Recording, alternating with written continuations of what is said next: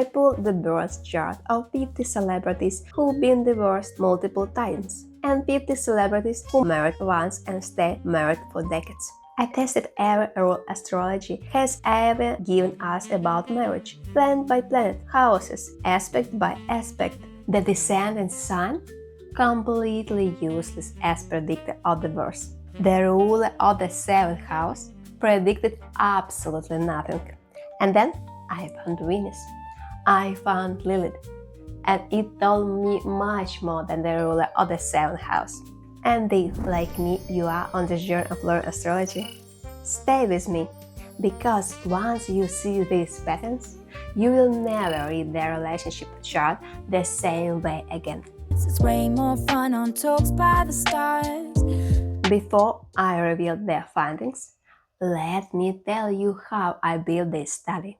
I pulled up 2 groups of 50 birth charts each. Group 1, the divorce group. 50 celebrities with a documented history of multiple failed marriages. 3 divorces minimum. Group 2, the lifetime marriage group. 50 celebrities who found one person and stayed 20 years, 40 years. I tested everything.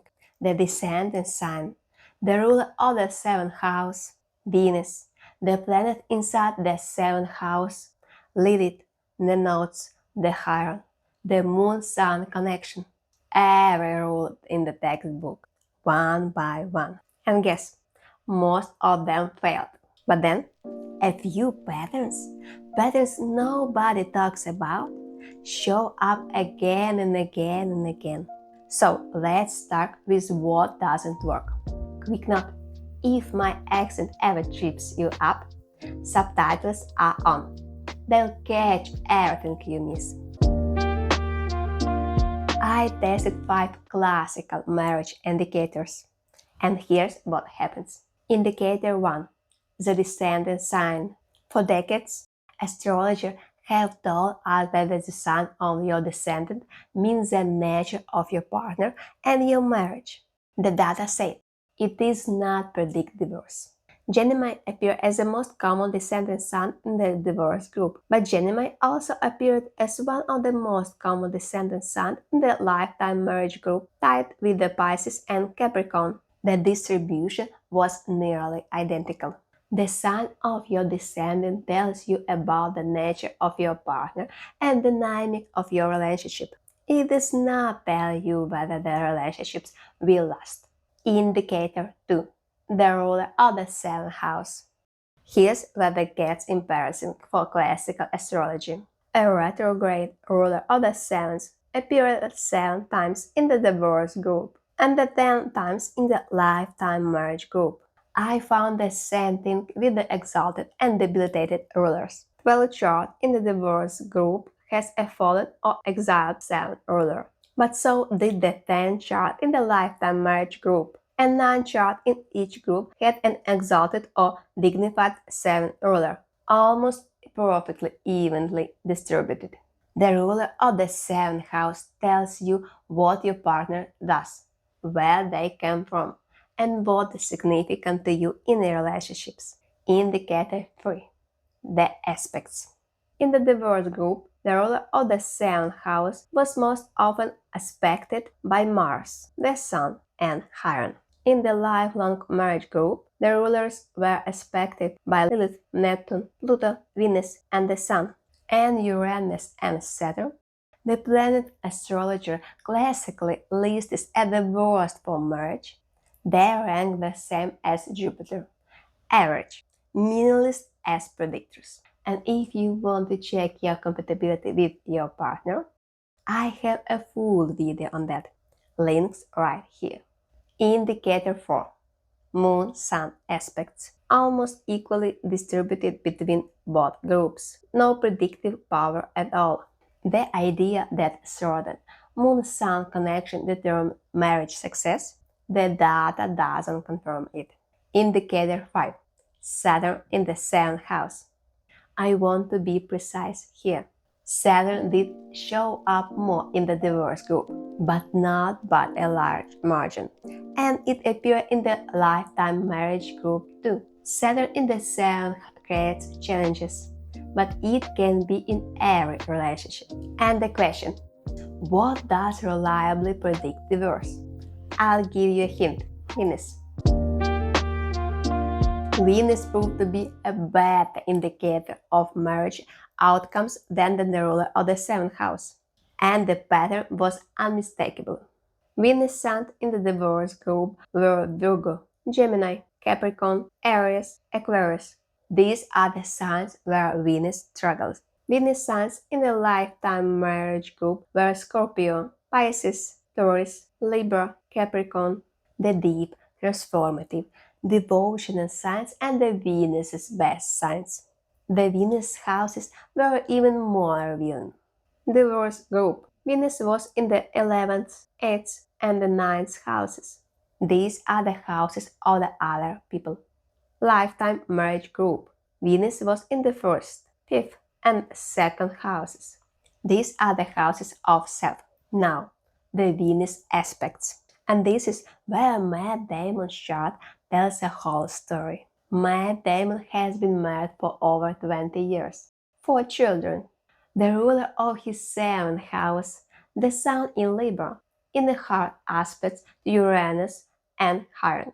But his Venus in Scorpio. Check. And here the key. His Venus opposes Saturn, the planet that everyone fears in love. And this opposition is a secret.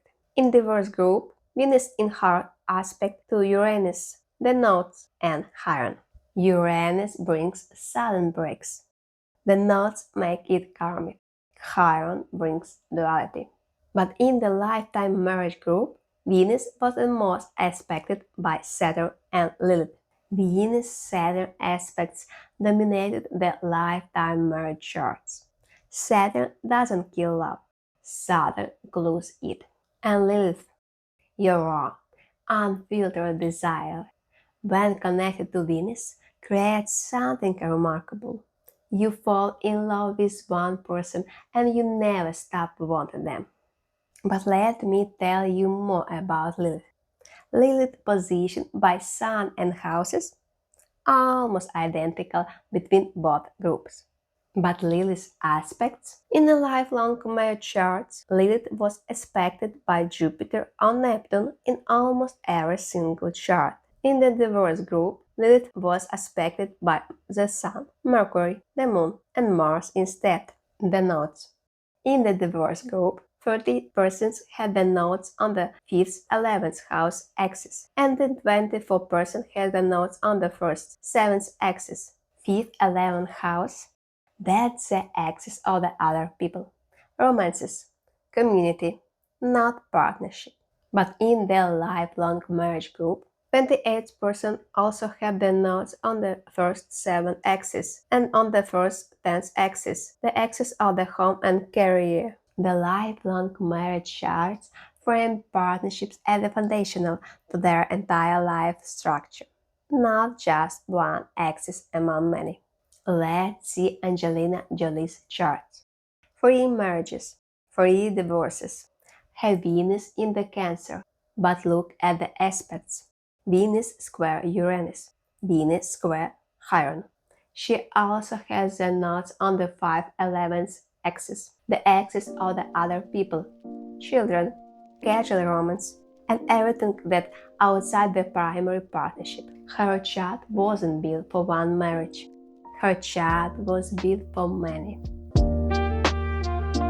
And that brings me to the most shocking finding in the entire study. The planets in the 7th house. In the divorce group 7th house, the most common were Moon, Pluto, and Saturn. But in the lifetime marriage group, Uranus was dominated in the 7th house by a wide margin, followed by Neptune, then Mars. Let me say that again. The 3 worst planets, Uranus, Neptune, and Mars, showed up most in the 7th house of people who stayed married for many years. Here's what I think is happening. Uranus in the 7th doesn't mean you leave. It means your relationships is self-involved. Stay unconventional. Never get stagnant. Neptune in the 7th doesn't mean deception. It means you actively choose to see the best in your partner. Mars in the 7th doesn't mean constant fighting. It means you bring energy and heat into a relationship. Nowhere is this more visible than in Oprah's chart. She has never officially married, no children, but she has been in a relationship for over 40 years. Her 7th house, Uranus and Nodes. Her relationship has never looked traditional. It has been unconventional, independent, equal, exactly as Uranus. Her descendant in the Gemini. The ruler of her 7th, Mercury, is in Aquarius in the 2nd house. Mercury aspects Lilith, Pluto, and Mars, but her Venus in the 2nd house too, connected to the Sun and squared by Saturn. The Venus-Saturn signature they show up across a lifetime marriage group. And here's a detail that sealed it for me. Lilith trine Neptune, which is found in almost in every single lifetime marriage chart. Her chart breaks every classical rule, but it confirmed my study in the best way. One thing I want to be upfront about. I originally wanted to 100 charts in each group, but finding 100 confirmed lifetime marriages with the accurate birth times turned out to be genuinely difficult. So I work with 50 and 50. Now, if your chart show markers from both groups, and honestly, a lot of chart in my study did, here's what that usually means. The first half of your relationship life may look like the diverse sides of this research, but the second half, that's where lifetime marriage indicators activate. The person you marry at 50 is not the person you would have married at 25. Drop it in the comments.